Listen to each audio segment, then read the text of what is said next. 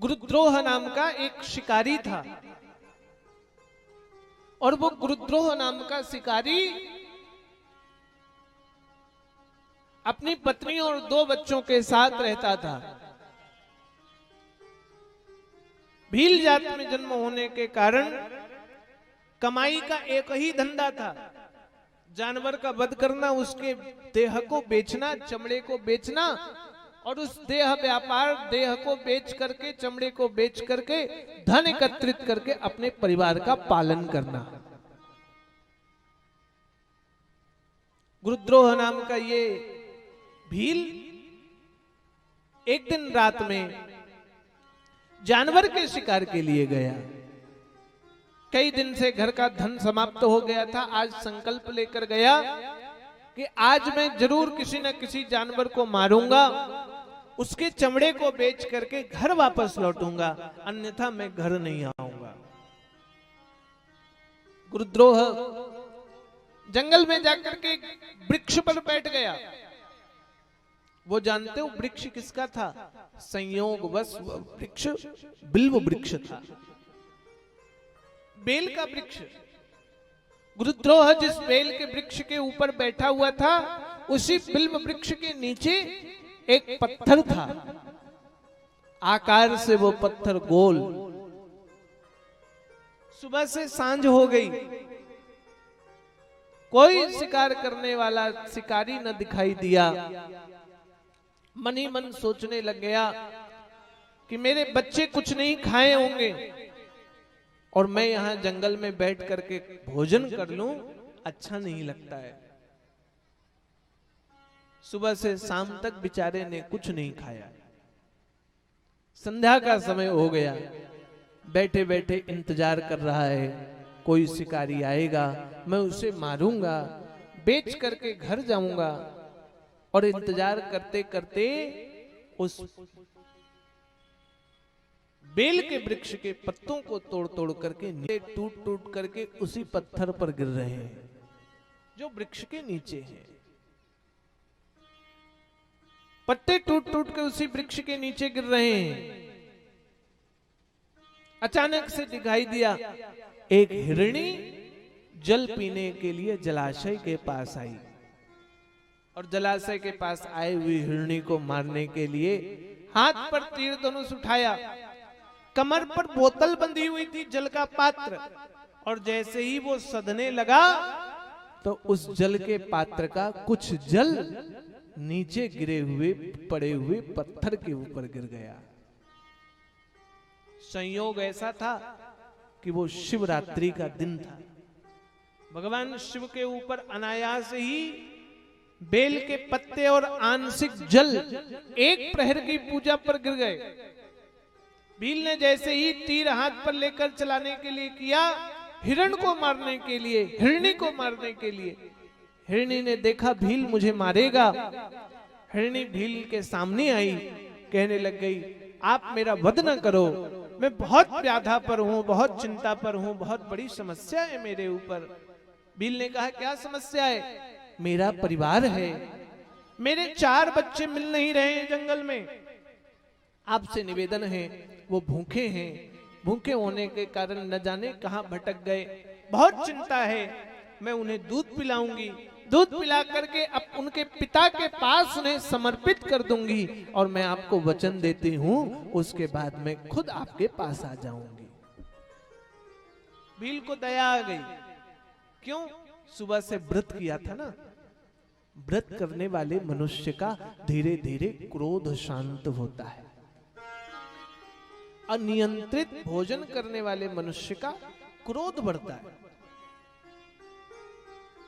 इसलिए रामचरितमानस में कहा, करई आहार साक फल कंदा, सुमिरई ब्रह्म सच्चिदानंदा।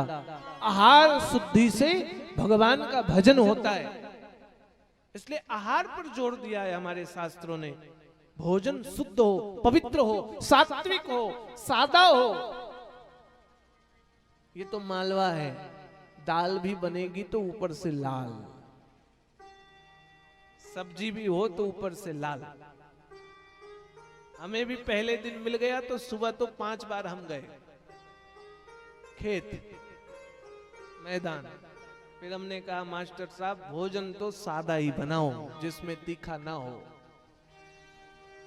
आहार शुद्धि की बात हमारे शास्त्र कहते हैं। भील ने सुबह से कुछ नहीं खाया, मन पवित्र हो गया,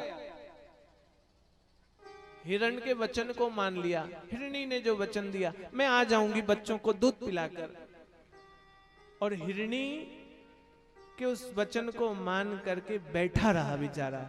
दूसरा प्रहर लग गया, पत्ते फेंके जा रहा है तोड़ तोड़ कर, कहां? नीचे पत्थर पर गिर रहे हैं।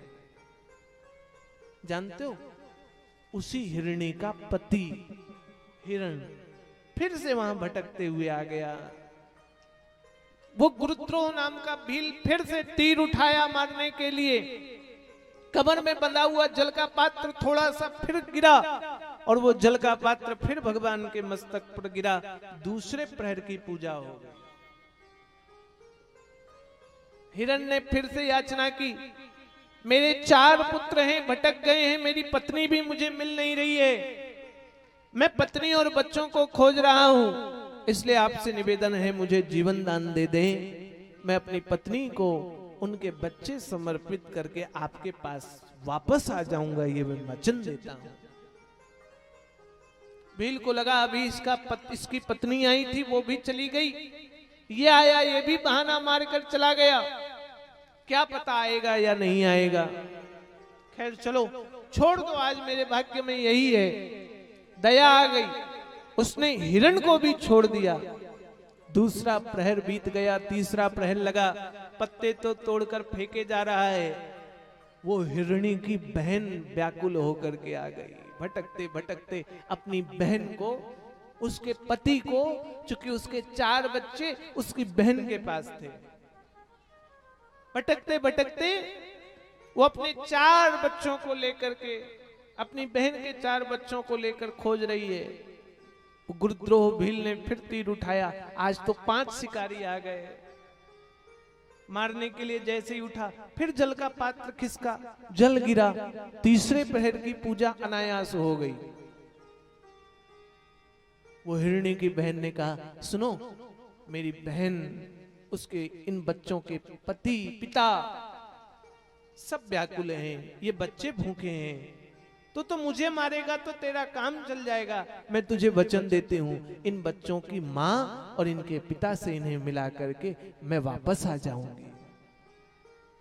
भील को लगा जब तीनों को छोड़ ही दिया तो इसे भी छोड़ दो। दया आ गई, छोड़ दिया। चौथा प्रहर लग गया। वो हिरणी की बहन अपने 4 बच्चों को लेकर के उसकी मां के पास पहुंची।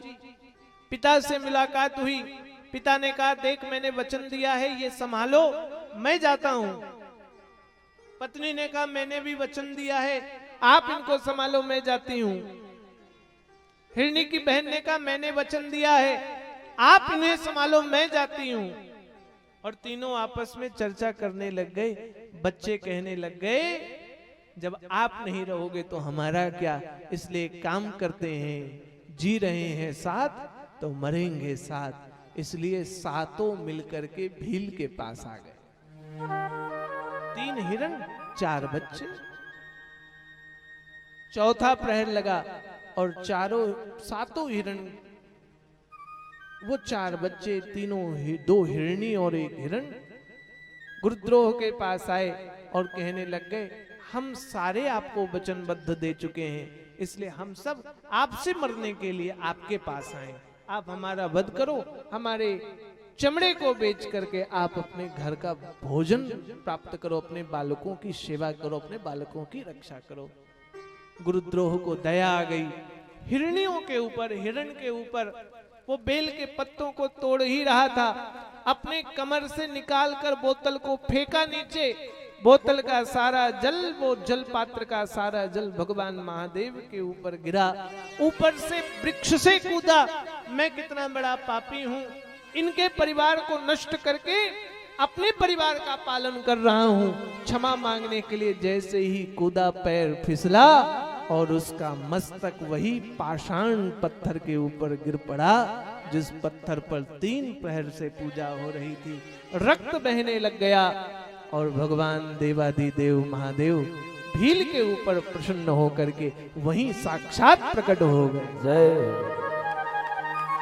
भगवान प्रकट हो गए और प्रकट होकर के श्री भगवान कहने लग गए, अरे गुरुद्रोह, तू भील जाति में होते हुए भी, शिकार करते हुए भी तेरे मन में दया है, इसलिए जा, आज से तेरी ये दरिद्रता नाश होती। ये सारी किया, जानते हो क्यों? दया के कारण। इसलिए दया, श्रद्धा, ये इसकी आवश्यकता है। शिवरात्रि के दिन इस कथा का पाठ, इस कथा का श्रवण श्रद्धा को बढ़ाता है। इसलिए आज से कभी भी शिवरात्रि की पूजा करो, शिवरात्रि का ध्यान करो, शिवरात्रि का व्रत करो, तो इस गुरुद्रोह भील की कथा का स्मरण अवश्य करना। तो आज की कथा में आपको बताया भगवान